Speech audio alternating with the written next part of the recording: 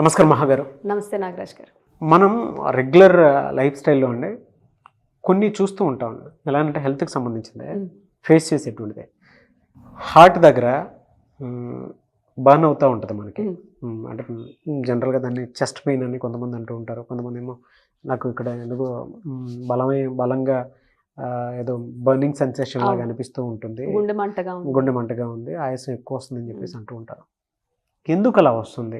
గుండె మంట అంటే జనరల్గా వయసు పైబడిన వాళ్ళు వింటాము.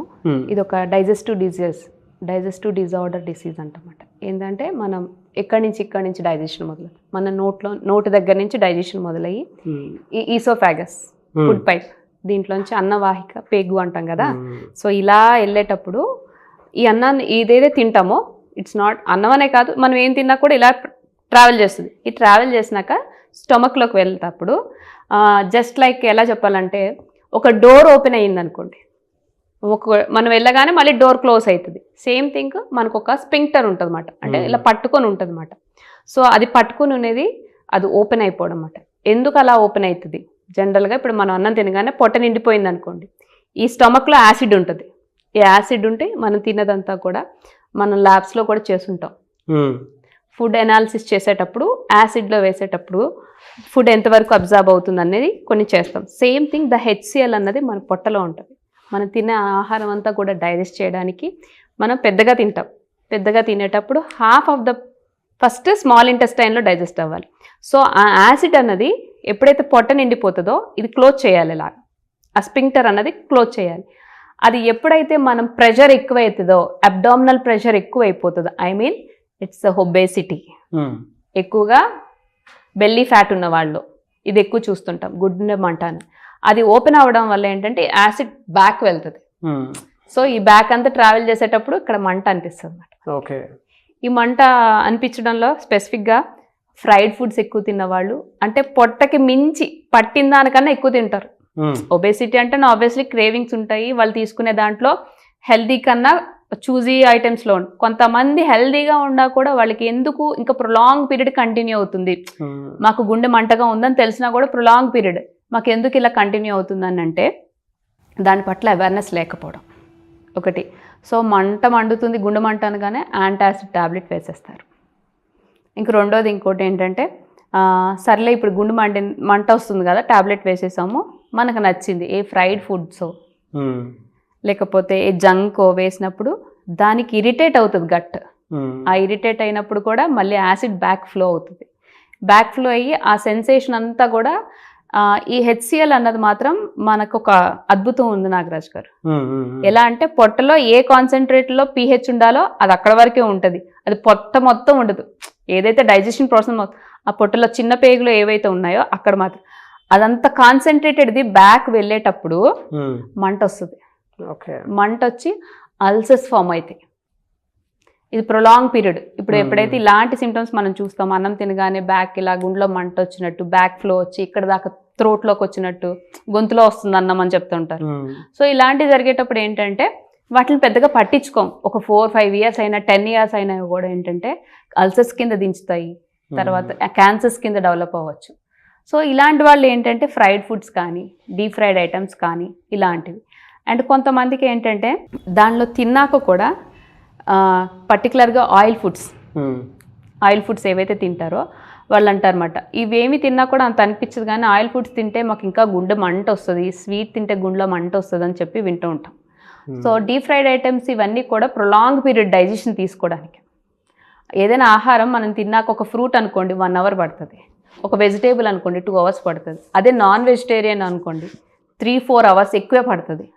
ఎందుకంటే ఆ సెర్టైన్ ఎంజైమ్స్ రిలీజ్ అయ్యి ఫుడ్ డైజెస్ట్ అయ్యేంత వరకు కూడా మన చిన్న పేగుల్లోనే ఉంటుంది అది. సో ఈ ప్రొలాంగ్ పీరియడ్ ఆఫ్ డైజెషన్ తీసుకునేటప్పుడు యాసిడ్ సెక్రీషన్ దాని బాడీ కన్ఫ్యూజన్లోకి వస్తుంది అన్నమాట, ఎంత రిలీజ్ చేయాలి ఏం చేయాలి అని చెప్పేసి. సో వెన్ ప్రొలాంగ్ పీరియడ్ అయిపోయే కొద్దీ ఏమవుతుందంటే బ్యాక్ ఫ్లో అన్నది ఎక్కువ జరిగిపోతుంటుంది అన్నమాట, యాసిడ్ బ్యాక్ ఫ్లో జరుగుతుంది. సో దీంట్లో తీసుకోవాల్సిన జాగ్రత్తలు ఏంటంటే ఫ్రైడ్ ఫుడ్స్ కానీ కెఫెన్ ఫుడ్స్ కానీ, లేకపోతే తిన్న వెంటనే పడుకోవడం కానీ, టైట్ క్లాత్స్ వేసుకోవడం కానీ, అండ్ దీంతోపాటు అరగట్లేదని చెప్పి గ్యాస్ కంటెంట్ కార్బోనేటెడ్ బెవరేజెస్ తీసుకుంటారు. అది ఇంకా వర్స్ట్ చేసేస్తుంది కండిషన్. సో ఇలాంటివి అవాయిడ్ చేసుకుంటూ రాగలితే మాత్రం. అండ్ ఇంకొకటి స్పైసీ ఫుడ్. మనం ఇంట్లో తయారు చేసుకునేవి ఓకే పర్వాలేదు, డీప్ ఫ్రై అయినా కూడా. బట్ బయట తయారు చేసుకునే ఆయిల్స్లో మాత్రం చాలా ఎంత డ్యామేజ్ చేసేస్తాయంటే దానికి ర్యాన్సిడిటీ అంటామన్నమాట.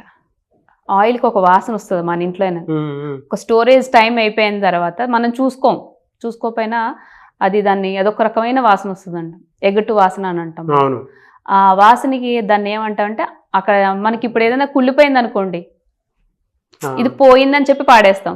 బట్ ఆయిల్కి ఇండికేషన్ అదే, ఆయిల్కి ఇంక లైఫ్ స్పాన్ అయిపోయింది, దీన్ని ఇంకా యూజ్ చేయకూడదు. బట్ మనం అది పట్టించుకోము, బట్ యూజ్ చేసుకుంటూ ఉంటాము. సో డైజెషన్కి ఒక ఫుడ్తో పాటు ఆయిల్స్ కూడా అంతే ఇంపార్టెన్స్ ఇవ్వాలి. ప్యారలల్గా మనం తీసుకునే దాంట్లో అందరికీ తెలుసు రైట్ అమౌంట్ తీసుకోవాలి, రైట్ పోర్షన్ తీసుకోవాలి.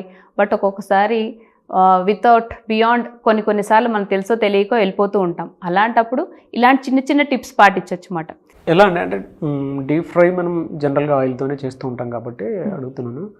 ఈ ఫ్రై ఐటమ్స్ వల్ల కూడా కొంత ఇండైజెషన్ వచ్చి అండ్ కొంతమందికి ఏంటంటే గ్యాస్ ఫామ్ అయిపోయి హర్ట్ బర్న్ సెన్సేషన్ లాగా అయిపోతుందని చెప్పేసి అంటూ ఉంటారు కదా. ఇప్పుడు మార్కెట్లో రకరకాల ఆయిల్స్ మనం చూస్తూ ఉంటాము. ఈ బర్నింగ్ సెన్సేషన్ అవి తగ్గడానికి ఏ ఆయిల్ బెటర్గా వాడి ఆ ఫ్రైడ్ ఐటమ్స్ కానివ్వండి ఇంకోటి తినడానికి అవకాశం ఉండేలాగా మార్కెట్లో ఏది చూస్ చేసుకోవడం మంచిది అంటారు? చీట్ మీల్ అందరికీ అవసరమే. అవును, పండగ వస్తే కావాలి, ఇంట్లో అకేషన్ ఉంటే కావాలి. సో అవాయిడ్ చేయకుండా ఉండలేము.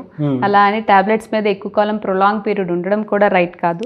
ట్రీట్మెంట్స్ ఉంటాయి. బట్ చీట్ మీల్ చేసుకోవాలనుకునే వాళ్ళు ఎవరైతే ఉన్నారో ఫ్రీడమ్ వాళ్ళది రైస్ బ్రాన్ ఆయిల్ ఒకటి ఉంటుంది. అండ్ దాంట్లో వచ్చేసి ఎందుకు స్పెసిఫిక్గా ఇదే చెప్తున్నారని చాలామందికి డౌట్ వస్తాయి. బట్ సెల్ డ్యామేజ్ అవ్వనివ్వకుండా మనకి ఏదైతే కావాలో మన శరీరానికి ఎంత అవసరమో ఆ మోతాదులో దొరకడం అనేది కరెక్ట్గా వీళ్ళ ఆయిల్లో మనం చూస్తున్నాం. అండ్ డీప్ ఫ్రై చేసేటప్పుడు హైయెస్ట్ స్మోకింగ్ పాయింట్ అంటే నీరు ఇప్పుడు వాటర్నే బాయిల్ చేస్తాం, మనకు పొగల్లా వస్తాయి. The same thing happen with the oil మాట. ఎప్పుడైతే ఆయిల్ బర్న్ చేస్తామో దానికి ఒక స్మోకింగ్ పాయింట్ ఉంటుంది. స్మోకింగ్ పాయింట్ అంటే దానికి అక్కడి వరకు మాత్రమే మరగబెట్టాలి. అంతగా మించి ఆయిల్ మరగబెట్టామంటే దాంట్లో ఉండాల్సిన న్యూట్రియంట్స్ కాస్త మనకి హార్మ్ చేసే కెమికల్స్ కింద కన్వర్ట్ అవుతాయి. సో అలా కన్వర్ట్ చేయకుండా ఉండడానికి మాత్రం వాళ్ళు హైయెస్ట్ పాయింట్ పెట్టారు. ఎందుకంటే మనకున్న సందర్భాలు, మనకున్న అకేషన్స్ చాలా ఎక్కువ. ఇన్ ఇయర్లో పండగలతో పాటు మన ఇంట్లో జరిగే అకేషన్స్ ఉంటాయి. వాటికి ఎంతసేపు మనం ఎంత హెల్దీగా చూజ్ చేసుకున్నా ఒక 1 or 2 ఐటమ్స్ పెట్టుకుంటాం డీప్ ఫ్రైవి. సో దీంట్లో ఇంకొకటి ఏంటి అంటే సెల్ని డ్యామేజ్ చేయకుండా కాపాడుతుంది అని చెప్పాను కదా. దీన్ని రైస్ బ్రాన్ నుంచి తీస్తారు అన్నమాట. ఏదైతే పొట్టు ఉందో ఆ పొట్టు నుంచి తీస్తారు. అండ్ నెక్స్ట్ దీంట్లో ఉండే సెల్ డ్యామేజ్ కాకుండా ఉండే టోకోట్రైనాల్స్ అన్నది ఏజెంట్ కూడా వైటమిన్ ఈ, అది మన తీసుకోగానే అది వైటమిన్ ఈ కింద కన్వర్ట్ అయ్యి బాడీలో మనకి ఎంత సెల్ డ్యామేజ్ అవ్వకూడదు అంతవరకు ప్రొటెక్ట్ చేస్తూ వస్తుంది అన్నమాట. కొంతమందికి స్టెరిలిటీ ప్రాబ్లం ఉండేటువంటి వాళ్ళకి కూడా దేనివల్ల అంటే వైటమిన్ ఈ వల్ల వస్తూ ఉంటుంది. చాలామంది ఆయిల్స్ వల్ల కొన్ని ప్రాబ్లమ్స్, హార్మోనల్ ఇంబ్యాలెన్స్తో కూడుకున్నటువంటి ప్రాబ్లమ్స్ ఫేస్ చేస్తూ ఉంటారు. బట్ మీకు అటువంటి ప్రాబ్లమ్స్ లేకుండా ఉండాలి అని అంటే వైటమిన్ ఈ కనుక పర్ఫెక్ట్గా దొరికేటువంటి ఆయిల్ ఏదైనా ఉంది అని అంటే ఇది రైస్ బ్రాన్ ఆయిల్ మాత్రమే దొరుకుతుంది. నేను కంటెంట్లో అది చూసాను, కాంపోనెంట్స్ ఉన్నాయి. ఎస్, అంటే జనరల్గా పిక్ చేసుకుంటాము ఆయిల్ కావాలని చెప్పి. ఇంతకుముందు మనకి ఒక మిడిల్ క్లాస్ వాళ్ళైనా జనరల్గా మనం ఎవరైనా ఎలాంటి వాళ్ళైనా హ్యూమన్ సైకాలజీ ప్రకారం మనకి ఏది తక్కువ దొరికితే అదే పిక్ చేసేసుకుంటాం. But it's home friendly, pocket friendly, health friendly. ఇంత ఫ్రెండ్లీ అంటే ఎందుకు చెప్తున్నానంటే చూస్ చేసుకునేటప్పుడు మనం ప్రతి వీడియోలో చెప్తున్నాం మినిమం బేసిక్ అవేర్నెస్ తీసుకోవడం వల్ల మన హెల్త్ని మనకు ఒక స్టెప్ ఫార్వర్డ్ వేసాం, మన హ్యాపీనెస్ మనకు ఉంటుంది. బట్ ఆయిల్స్ వల్ల వచ్చేటువంటి అంటే చాలామంది బ్లేమ్ చేస్తూ ఉంటారు, కానీ మీరు ఇందాక అన్నట్టు చీట్ మీల్స్లో అయినా సరే బెనిఫిట్స్ పొందాలి అని అంటే తప్పైనా కరెక్ట్గా ఇటువంటి ఆయిల్స్ నుంచి మాత్రం డెఫినెట్గా ఇందులో హెచ్డిఎల్ లెవెల్స్ ఎక్కువ ఉంటాయి. మీరు ఇందాక హార్ట్ ఫ్రెండ్లీ అన్నారు కదా, సో అవి ఎక్కువ ఉండాలి. హై డెన్సిటీ లిపోప్రోటీన్ అనేది మన బాడీకి అవసరం. అది ఎక్కువగా ఉండేటువంటి ఆయిల్ మార్కెట్లో మీకు దొరికేది కూడా రైస్ బ్రాన్ ఆయిల్. సో అటువంటివి చూస్ చేసుకోవడంలో తప్పలేదు. అండ్ మినిమం అంటే మనం ఏదో తీసుకున్నాము తెచ్చుకున్నాము ఇంటికని కాకుండా మినిమం హెచ్డిఎల్ ఎంత ఉండాలి. And at the same time oil వల్ల కొంతమందికి లోపల తెలియకుండా స్టూల్స్ కానీ అవి కానీ కొంచెం ఇండైజెషన్ ప్రాబ్లం వచ్చేంత పరిస్థితి వచ్చేస్తాయి. సో అవి కూడా డైజెషన్ ప్రాసెస్ కూడా సప్లిమెంట్స్ బాగుండేలాగా ఉండాలి అని అంటే ఇలాంటి ఆయిల్సే వాడాలి.